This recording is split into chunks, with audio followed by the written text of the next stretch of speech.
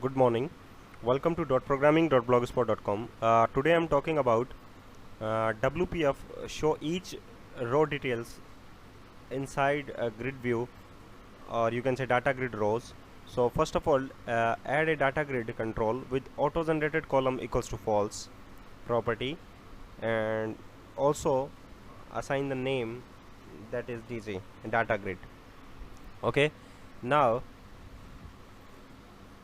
add inside the DataGrid.Columns how many columns you want to use here. So use the DataGrid.Columns to specify the columns. The default is DataGridTextColumn. Header, it means to show as a label of the header, or you can say caption of the column, or you can say field of the column. So header is a ID and binding is ID. Okay, that clause inside here. The next, copy and paste the data grid text column. Here we use the name property.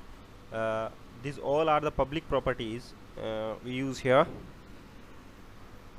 Also create outside the DataGrid.Columns DataGrid.RowDetailTemplate. Inside we can use data template. In the data template we can use any other controls like the text block, and text is bind with the another public properties. Okay, that is binding is details. That's right.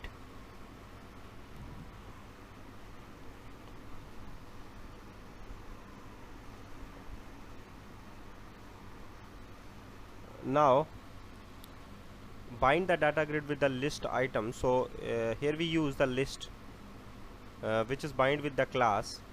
So create a public class, that is student, in which we can take three public properties. First one is ID, second one is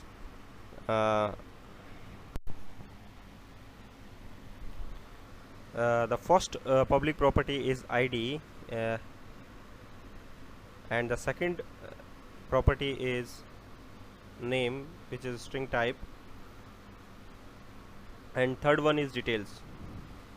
Details show the informations about the ID and the name. So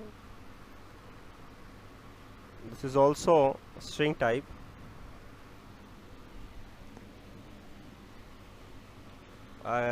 Details property is written only, so use get property. Here we can return two mentioned property like ID and name. So return string dot format.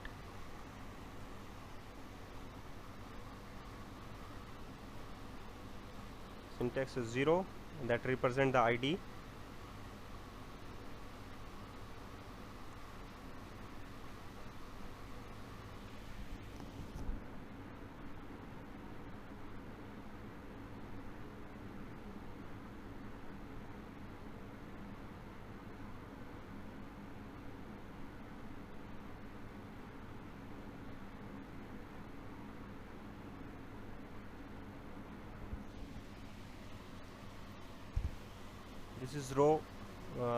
This is row ID, and one is represent to the name. So this is the row name. Here we use ID comma name. Okay, that's fine.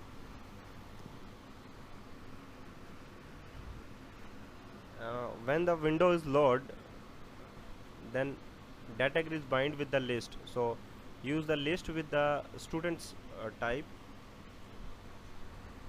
new list student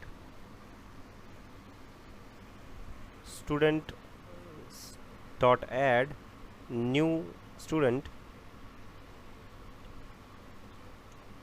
ID equals to 1 and the name equals to Jacob.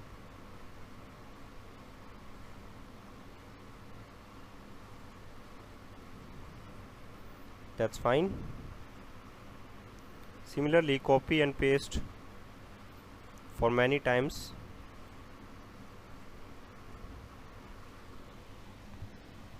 Change the value of the ID and the name.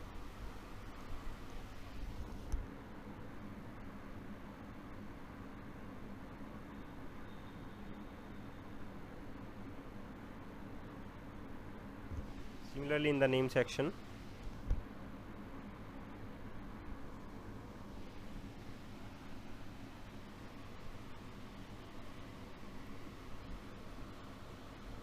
okay, that's fine. Now run the application.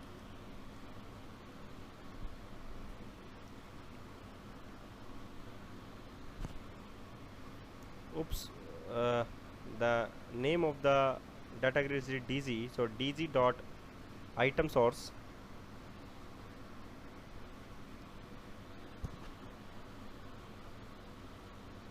equals to students.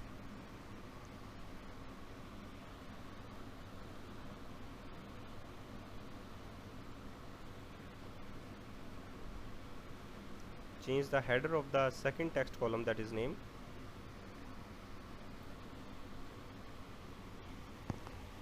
Save and run this.